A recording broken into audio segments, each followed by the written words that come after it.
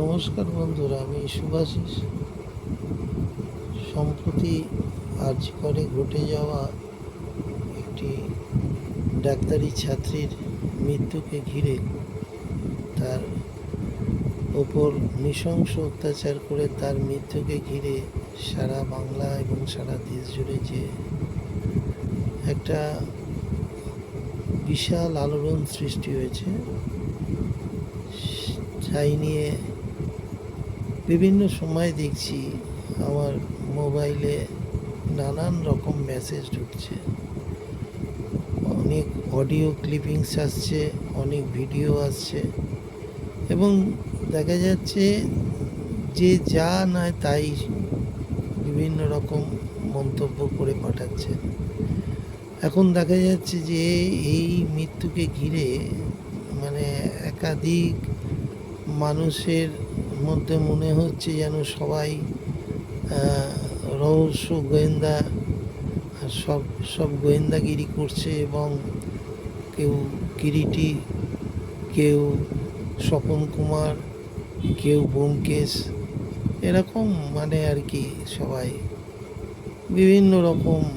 তো আমি এত সব শুনে টুনে মনে হলো যে ভাই, আমার তো এ বিষয়ে কয়েকটি ক্ষেত্রে একটু আধটু অভিজ্ঞতা আছে, যেহেতু মানবাধিকার বিষয়টা নিয়ে একটু কাজ করি। বিভিন্ন সময় বিভিন্ন রকম মানুষের সমস্যা নিয়ে আদালত থেকে শুরু করে প্রশাসনের কাছে ছুটতে হয়েছে, অতীতেও করেছি, এখনও করি। তবে সাংবাদিকতার পেশায় ঢোকার পর আর সেইভাবে সময় দিতে পারি না। তার মধ্যেও চেষ্টা করি কোনো অসহায় মানুষ সাহায্যের জন্য এলে তাকে নিজের মতো করে যতটা পারি সাহায্য করার। তো যেটা বলার সেটা হচ্ছে যে হঠাৎ একটা অডিও ক্লিপিংস পেলাম, তাতে কোনো একজন মহিলা, তিনি তার নাম প্রকাশ করেছেন, কি একটা যেন নামটা আমি বলছি না, তো তিনি একটা ডিটেলস একটা গল্প বলেছেন যে কিভাবে মেয়েটিকে ওই 4 তলার উপরে খুন করা হয়েছে, তার সহপাঠী যারা তারা কিভাবে করেছে। যদিও যেসব সহপাঠীদের কথা উল্লেখ করেছেন তাদের কারোর নাম উল্লেখ করছেন না। কেন নামটা উল্লেখ করলেন না ভাই? আপনি যখন এত কিছু জানেন, যারা মেরেছে তাদের নামটা কেন উল্লেখ করলেন না? তাহলে তদন্তকারী সংস্থার নজরটা পড়তো তাদের দিকে। যাই হোক, কোনো নাম উল্লেখ করেননি।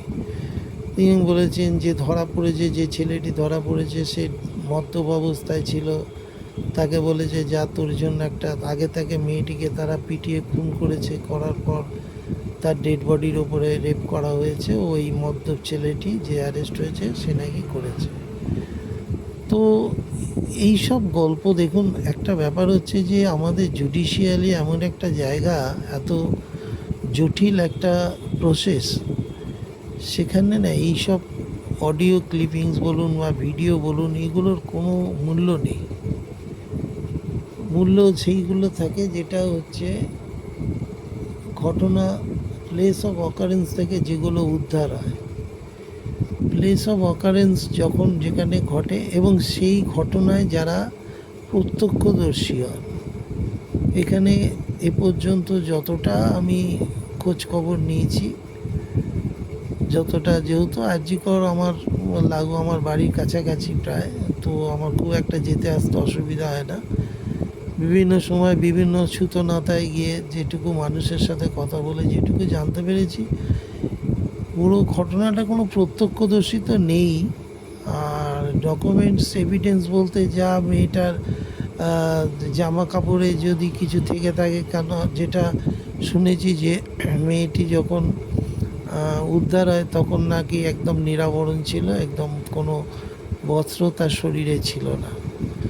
তো স্বাভাবিকভাবেই তার জামা কাপড়গুলো জানি না, মনে হয় লোপাট করা হয়েছে, তথ্য প্রমাণ লোপাটের জন্য লোপাট করা হয়েছে। এবং পুলিশ প্রথম প্লেস অফ অকারেন্সে পুলিশ ঢোকে এবং পুলিশই বডিটাকে উদ্ধার করে মর্গে নিয়ে যায় এবং সেই মর্গ থেকে তারপরে তার দাহ পর্যন্ত করে দেওয়া হয়। তো এইরকম একটা ঘটনায় যারা, যে এটা তো অস্বীকার করার উপায় নেই, এটা বোঝাই যাচ্ছে বেশ কিছু মাথার পিছনে ছিল এবং তারা প্রভাবশালী লোকজন এবং তারা কাজটা করেছে খুব পরিকল্পিতভাবেই করেছে। কিন্তু প্রমাণটা কি করে করবেন যে এই লোকগুলো করেছে? কেউ বলতেই পারেন যে হ্যাঁ এই সময় এই লোকগুলো, কিন্তু সেই লোকগুলো যদি গিয়ে কোর্টে দাঁড়িয়ে যদি বলে না আমরা এটা করিনি, আমাদেরকে পুলিশ জোর করে ফাঁসাচ্ছে আমাদেরকে, আর এই পুলিশ তো ফাঁসাতেই পারে যেহেতু সিবিআই এর আগে অনেক কেস করেছে, অনেককেই জেলে ভুরেছে, অনেককেই তুলেছে, এবং তাকে সিবিআইয়ের পারফেকশন রেট একদম জিরো। এখানে কিচ্ছু করতে পারে না, শুধু লাফালাফি ঝাপাঝাপি। আসলে করবে কি করে? ব্যাপারটা হচ্ছে যাদের লোকালিটি সম্বন্ধে কোনো জ্ঞান নেই, স্থানীয় যে যে জায়গায় তারা ইনকোয়ারি করতে যাচ্ছে সেই জায়গার ইনকোয়ারি করার সময় সেখানকার মানুষের ভাষা জানতে হবে, সেইখানকার মানুষের সংস্কৃতি খানিকটা জানতে হবে। সব সম্পর্কে যাদের কোনো জ্ঞান নেই, হঠাৎ কিছু লোকজন এসে তদন্ত শুরু করলে কি আর সেই তদন্ত হয়? এবং পুলিশকে বাদ দিয়ে, মানে পুলিশ প্রথম প্লেস অফ অকারেন্সে গেছে সেই পুলিশকে বাদ দিয়ে যদি তদন্ত করে, সেই তদন্ত কীরকম হবে, কত দূর হবে, সে তো ওই রবীন্দ্রনাথের নোবেল চুরির ঘটনাতেই প্রমাণ হয়ে গেছে যে চোরও ধরা গেল না, নোবেলও উদ্ধার হলো না, মাঝখান থেকে পুরো ফাইল ক্লোজ করে। তারপর নন্দীগ্রাম, সিঙ্গুর, কত বলবো, সবই তো ছোটো আঙারিয়া, কোনোটাই তো কিছু হয়নি, সবই গেছে সিবিআইয়ের এতে গেছিলো। যাই হোক, এখন ঘটনা হচ্ছে এইটা নিয়ে সিবিআই হচ্ছে, মানুষ খুব আশায় আছে, একদম খুব মানে রাত দখল একটা বড় কর্মসূচি পালন করেছে। বহু মহিলাকে দেখেছি সেই কর্মসূচিতে তারা যোগদান করেছে। অত্যন্ত ভালো কাজ, সোচ্চার প্রতিবাদ হওয়া উচিত ছিল, একটা প্রতিবাদ হয়েছে। কিন্তু দেখুন, ঘটনা হচ্ছে এই যে মানে আমাদের জুডিশিয়াল প্রসেস, এইখানে কিছু বক্তব্য হচ্ছে যেগুলো হচ্ছে যে এই কেসটা, ধরুন আজকে এফআইআর লজ হলো, কিছু মানুষ অ্যারেস্ট হলো, এবারে তদন্ত করার জন্য, মানে অ্যারেস্ট হলো মানেই তো সে দোষী হয়ে গেল না। এখন তদন্ত চলবে, তদন্ত দেখলাম একজন তো তার এতে বলেছে যে অধ্যক্ষই দোষী, মানে তিনি বলেই দিয়েছেন অধ্যক্ষ দোষী। তাহলে অধ্যক্ষ দোষী মানে এবার তাহলে অধ্যক্ষকে সিবিআই তাহলে গ্রেপ্তার করা উচিত, এবং সেটা কত তাড়াতাড়ি করবে সেটা এখন দেখতে হবে। তো সেই ঠিক আছে, অধ্যক্ষকে নয় গ্রেপ্তারই করা হলো, কিন্তু অধ্যক্ষকে গ্রেপ্তার করে কি আসল কোনো তথ্য উদ্ধার হবে? অধ্যক্ষ তো গিয়ে বলবেন কোর্টে দাঁড়িয়ে যে না, আমাকে সিবিআই ফাঁসিয়েছে, আমি এরকম কোনো অন্যায় করিনি, বা আমার কোনো যোগসূত্র ছিল না। কি করে প্রমাণ করবেন? থার্ড ডিগ্রি দিয়ে সেটা তো সম্ভব নয়, থার্ড ডিগ্রিতে এখন চলে না। তো ঘটনা হচ্ছে, প্লেস অফ অকারেন্সে কী ডকুমেন্টস পেয়েছে, মাননীয় মুখ্যমন্ত্রী বলেছেন তার পুলিশ সমস্ত ডকুমেন্টস সিবিআইয়ের হাতে তুলে দিয়েছে। আর ঠিক কী সিবিআইয়ের হাতে তুলে দিয়েছে আর সেগুলো কতটা কার্যকরী, আপাতত সেগুলো নিয়ে কত দূর লড়াই করা যায়, সেগুলো তো মানে অদূর ভবিষ্যতই বলবে।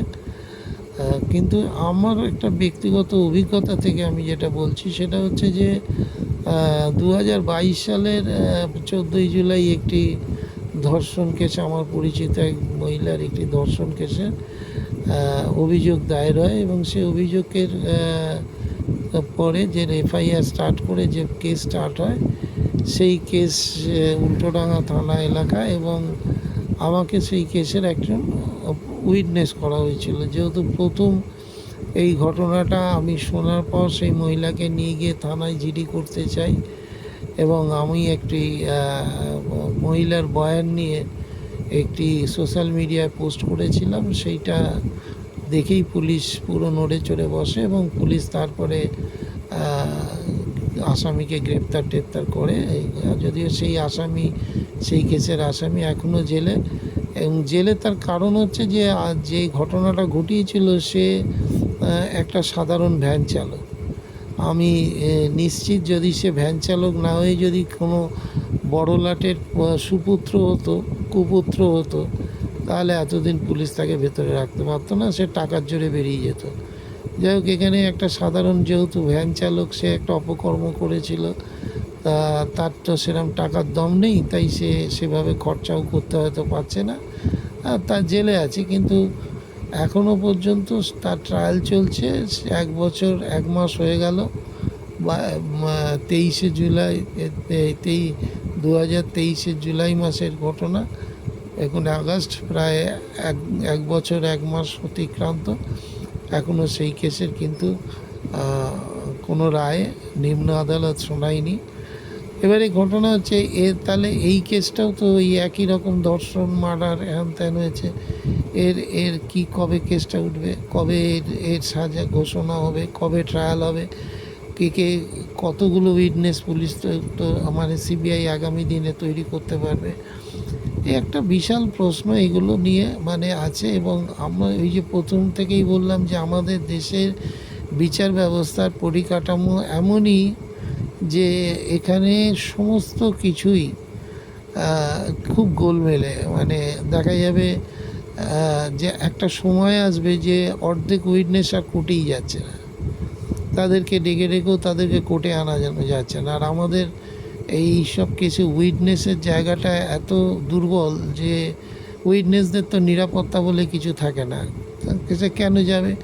ধরুন কোনো প্রভাবশালী, এই ঘটনায় কোনো প্রভাবশালী লোকের ছেলে বা মেয়ে ফেঁসে যেতে পারে, সে টাকা খরচা করবে। যদি তার ছেলে বা মেয়েকে ফাঁসিয়ে দেওয়া হয়, হয় উইটনেসকে কেনার চেষ্টা করবে, না হলে উইটনেসকে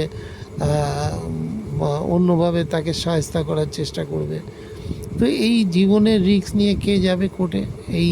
এই প্রশ্নগুলো কিন্তু তখন কোনো মিডিয়া দেখাবে না, কোনো মিডিয়া তখন আর সেটা ফোকাসও আনবে না। ফলে যারা উইটনেস হয়ে যাবেন তাদেরকে কিন্তু তখন এই চরম ভোগান্তির মধ্যে পড়তে হবে, নানান জেরার মধ্যে পড়তে হবে, বারবার কোর্টে হাজিরা দিতে হবে। তো সেই কারণেই আমার যেটা বলার সেটা হচ্ছে যে এই ধরনের ভিডিও বা এই ধরনের অডিও ক্লিপিংস যারা করছেন, তারা এগুলো থেকে বিরত থাকুন। এগুলো করে কোনো লাভ নেই। এগুলোতে সমাজে একটা অশান্তি, একটা অস্থিরতা তৈরি করার চক্রান্ত করছেন। এগুলো কোনো লাভ নেই। এগুলো আমি যদি ধরেও নিই যে আপনি যেটা বলছেন সত্যি বলছেন, তাহলেও এটা জুডিশিয়ালি এটা কোনো প্রমাণ কিছু হবে না। এগুলো গ্রাহ্যের মধ্যেই আনা হয় না। আপনার যেটা আনা যেত সেটা হচ্ছে সিসিটিভি ফুটেজ, যে ভিডিও ফুটেজ, কিন্তু সেই সিসিটিভিও সেখানে ছিল না যতদূর আমি জেনেছি, যে প্লেস অফ অকারেন্সে কোনো সিসিটিভি ছিল না।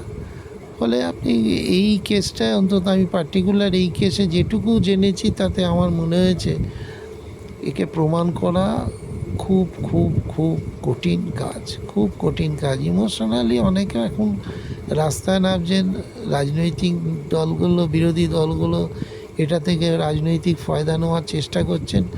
সাধারণ মানুষও খুব ইমোশনাল হয়ে গেছেন, তারাও একদম প্রতিবাদে ফেটে পড়ছেন। কিন্তু একটা প্রশ্ন যদি ঘুরিয়ে করি, যে সমস্ত মা বোনেরা এই মেয়েটির জন্য আজকে এত সলিডারিটি দেখালেন, রাস্তায় নেবে মোবাইলের আলো জ্বালিয়ে, মোমবাতি জ্বালিয়ে, শাঁখ বাজিয়ে, এবং কী বলবো, একটা ঐতিহাসিক বিষয়, একটা ইতিহাস গড়লেন। কী বলবো আপনাদের, স্যালুট করব না প্রণাম করব, কী করব? সত্যিই আমার বেঁচে থাকা জীবনে সার্থক হয়েছে এইটা দেখে। কিন্তু সাথে সাথে এই প্রশ্নটাও তো করতে ইচ্ছা করছে যে দেখুন, পুরুষ শাসিত সমাজে নারীরা যে আজও পর্যন্ত যে বেশিরভাগ পুরুষের চোখে পণ্য হিসেবে গণ্য হয়, এটা কি অস্বীকার করতে পারেন আপনারা? এটা কি অস্বীকার করতে পারেন? বলুন তো, কজন মহিলা তার বাড়ি পরিবারে খুব শান্তিতে আছেন স্বামীর দ্বারা? কজন আছেন? এরকম কোনো পরিসংখ্যান কি কখনো তৈরি করা হয়েছে? দেখবেন বেশিরভাগ আমাদের, তাও বাঙালি পরিবারে তো একটা বিষয় আছে, বাঙালি পরিবারের বাঙালির একটা সংস্কৃতি আছে প্রথম কথা। কিন্তু অবাঙালি পরিবারগুলোতে যে মহিলারা, তারা যে কতটা নির্যাতিত পরিবারের মধ্যে হন, এবং আরও বেশি যদি সেই মহিলা কোনো মানে পুত্র সন্তান প্রসব করতে না পারেন, তিনি যদি কন্যা সন্তান প্রসব করেন, তাহলে তার যে কী দুর্ভোগ হয় সে একমাত্র তো উত্তর ভারতে বিভিন্ন হিন্দি বলয় রাজ্যগুলোতে ঘুরলে খানিকটা বোঝা যাওয়া জানা যায়। তো যেই মা বোনেরা আসছেন প্রতিবাদ করছেন, আমার বক্তব্য প্রতিবাদটা একদিন জাহির না করে এই প্রতিবাদটা 365 দিন রাখুন, ঘরের বাইরে রাখুন, সব জায়গায় প্রতিবাদ করুন। স্বামী অন্যায় করলে স্বামীওকে কান ধরে দুটো ঠাস ঠাস করে চড় মারুন। দরকার পড়লে স্বামীর বিরুদ্ধে গিয়ে রাস্তায় দাঁড়িয়ে প্রতিবাদ করুন। পারবেন সেগুলো করতে? আমি জানি সেগুলো পারবেন না, কারণ বহু মা বোনেরা আছেন তারা তাদের স্বামীর অন্যায়কে রেখেও দেখেন না, প্রশ্রয় দেন। ছেলে অন্যায় করলে ছেলের অন্যায়কে প্রশ্রয় দেন, এবং তারাই আবার হাতে মোমবাতি নিয়ে তারা শাঁখ বাজাচ্ছেন, বাজাচ্ছেন। এই সবগুলো দেখে তখন মনটা খারাপ হয়, মনে হয় এসব নাটকবাজির কোনো দরকার নেই। আর সবচেয়ে বড় কথা, যে রাষ্ট্রে আপনি এইসব করছেন সেই রাষ্ট্রের দুর্নীতি, প্রতারণা, ধর্ষণ, খুন এগুলো স্বাভাবিক ঘটনা। সকালবেলা উঠে দাঁত মাজবেন, প্রাতকৃত করবেন, প্রাতরাশ সারবেন, তারপরে একটু ভারী কিছু টিফিন নিয়ে অফিসে যাবেন, অফিস থেকে ফিরবেন, এসে অর্থ থাকলে 2 পেগ ঢালবেন, খাবেন, শুয়ে পড়বেন। এ যেমন একটা জীবনচর্চা, তেমনি আবার এটাও একটা জীবনচর্চা যে মাঝে মাঝে দুষ্টুমি করবেন, কাজের লোকটার সাথে করবেন, বাড়ির পরিচারিকাটার সাথে। আচ্ছা বলুন তো, আমাকে একটা প্রশ্নের উত্তর দেবেন একটু, যে সব মায়েরা, সব বোনেরা, সব প্রেমিকারা তাদের প্রেমিকের দ্বারা ভালোবাসায় যৌন সংযোগ করেন শুধু ভালোবাসার উপর? কত লোক আছে, কত মা বোন আছেন, তারা তাদের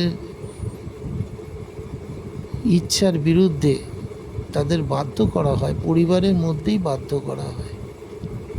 সেসব ঘটনা তো থানায় পৌঁছায় না, আমাদের কাছে আসে। মাঝে মাঝে এমন ঘটনা মাঝে মাঝে আসে, কিন্তু লজ্জায় তারা কোথাও বলতে পারে না, বলার জায়গা নেই, কোথায় বলবে? তো সেই কারণেই বলছি, মনটা খুব খারাপ হয়ে যায়। আজকে অনেক রাত হয়ে গেছে, শুলে চোখে ঘুম আসে না, আর তারপরে এই সমস্ত উল্টো পাল্টা অডিও ভিডিওর এইসব আসে, আরও মনটা খারাপ হয়ে যায় যে জাতি কোন দিকে যাচ্ছে, আমরা কোন দিকে যাচ্ছি বলুন তো? আমাদের পরবর্তী প্রজন্মের জন্য কি রেখে যাচ্ছি, তারা কি করে বাঁচবে?